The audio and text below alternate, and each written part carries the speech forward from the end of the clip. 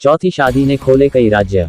Rourkela railway सुरक्षा बल RPF के हवलदार अजय साहू एक बार फिर सुर्खियों में हैं, इस बार अपने निजी जीवन को लेकर। राजगानपुर में पदस्थापित अजय साहू की 5वीं शादी की तैयारी उस वक्त विवादों में आ गई जब उनकी चौथी पत्नी पुष्पलता उर्फ साईश्री ने खुलकर विरोध किया। पुष्पलता ने आरोप लगाया है कि अजय साहू ने शादी के बाद उन्हें मानसिक और शारीरिक रूप से प्रताड़ित किया। पिछले 6 महीनों से वह इंसाफ के लिए विभागीय दफ्तरों के चक्कर काट रही हैं, लेकिन अब तक कोई ठोस कार्रवाई नहीं हुई। पुष्पलता के अनुसार अजय साहू ने विवाह के समय अपनी पूर्व शादियों की जानकारी छुपाई थी और विवाह के बाद उन्हें लगातार धमकियां दी जाती रहीं। मैंने शादी को सम्मान देने की कोशिश की, लेकिन अब अजय मुझे छोड़कर 5वीं शादी करना चाहता है, पुष्पलता ने मीडिया को बताया। मामले की गंभीरता को देखते हुए अब वरिष्ठ अधिकारियों का ध्यान इस ओर गया है। पुष्पलता को उम्मीद है कि उच्च स्तर पर हस्तक्षेप से उन्हें न्याय मिलेगा और अजय साहू के खिलाफ उचित अनुशासनात्मक कार्रवाई होगी। ओडिशा रूरकेला शहर से निरंजन सोनी की रिपोर्ट।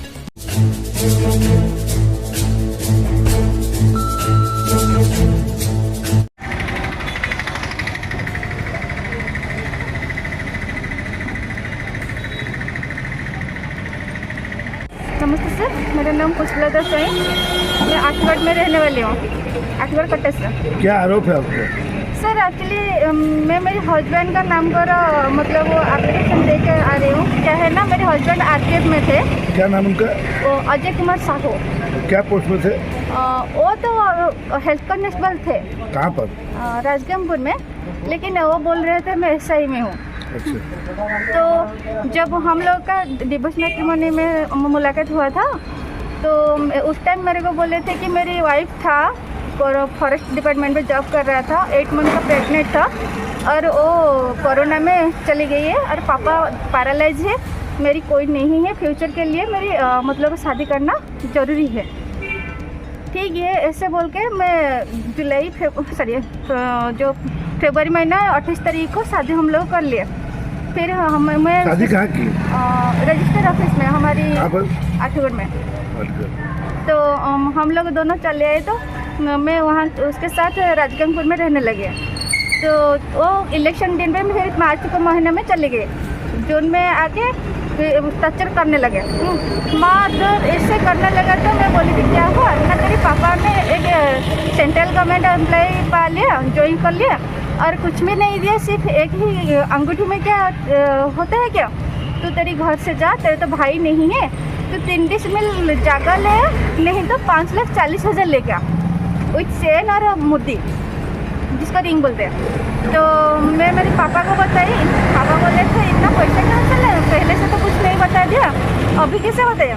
ठीक है, तू बता उसको। फिर जून महीना को हम लोग घर गए थे, जून 13 तारीख को। 19 तारीख को हम लोगों का एक रस्म है, जोई बरन उसको बोलते हैं। 19 तारीख को हुआ तो पापा 21 ग्राम में एक चेन दिए, 8 ग्राम में एक अंगूठी भी दिए। फिर पैसा छोटा वाला मतलब ड्रेस वेस के लिए पैसा भी दिए, लेके चले।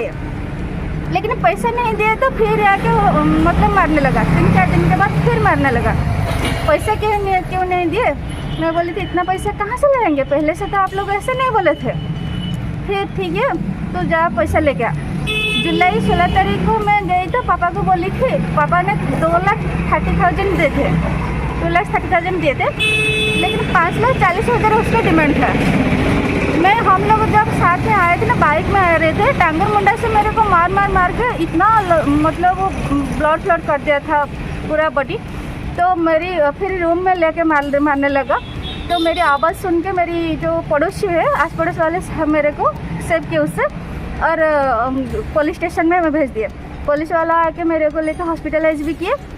2 दिन के बाद मेरी मिसकैरेज हो गया, मतलब 1.5 महीने का मेरी जो प्रेग्नेंट वीम थे। तो उस टाइम से वो मेरे को ऐसा टॉर्चर कर रहा है। घर को जाके मेरे घर में जाके 3 महीना रुका है। बोला था मैं जब इलेक्शन डेट में थी ना, तब मेरी 23 राउंड गोली खो गई है, इसलिए मेरे को गवर्नमेंट ने 5,40,000 का फाइन किया है। अगर नहीं दूंगी तो मेरी जॉब चली जाएगी। ठीक है, पापा को बोली थी, पापा बोले थे ठीक है, अब ज्वाइन का जॉब तो ज़रूरी है ना, पैसा मेरे को किसी तरह से दे दे, मैं तेरे को लोन उठा के दे दूँगी। फिर क्या कि 2,30,000 दिया था। फिर मैं 1-2 लोन भी लिया था।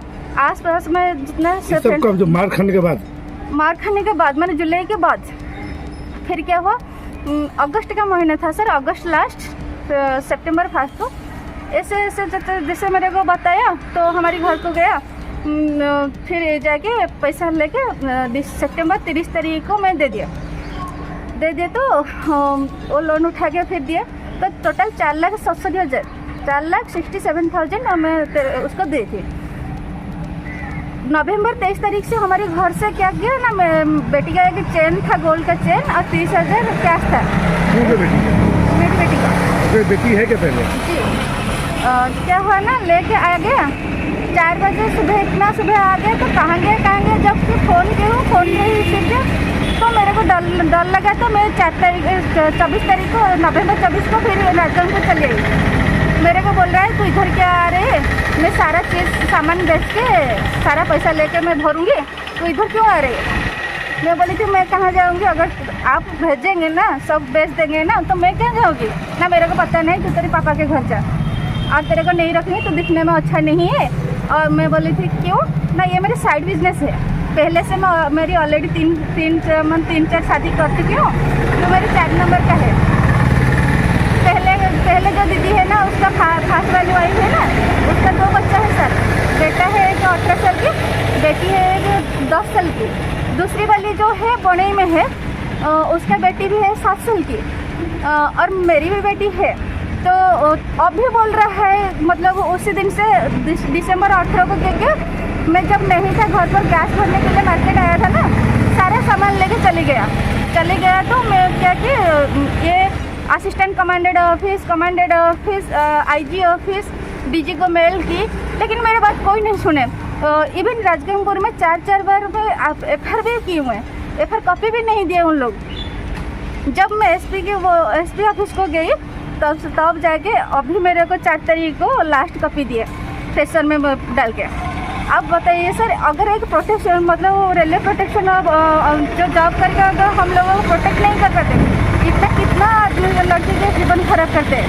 फिर अभी बोल रहे हैं जब मैं जो ट्रेनिंग से ख़त्म करके जाऊँगी ना, तब एक उसका नाम क्या है, सुकिंदा, जाजपुर का एक सुकिंदा जगह है, वहाँ पे एक लड़की है, उसको शादी करेगा।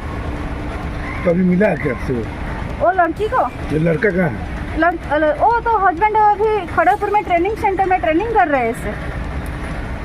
तो मेरे को न्याय चाहिए सर। मैं इधर उधर दिसंबर से हम लोग घूम रहे हैं, लेकिन न्याय नहीं मिल रहा। कोई बोलता है कल आ जाओ, कोई बोलता है परसों जाओ, कोई बोलता है मिलेगा, लेकिन कब मिलेगा सर?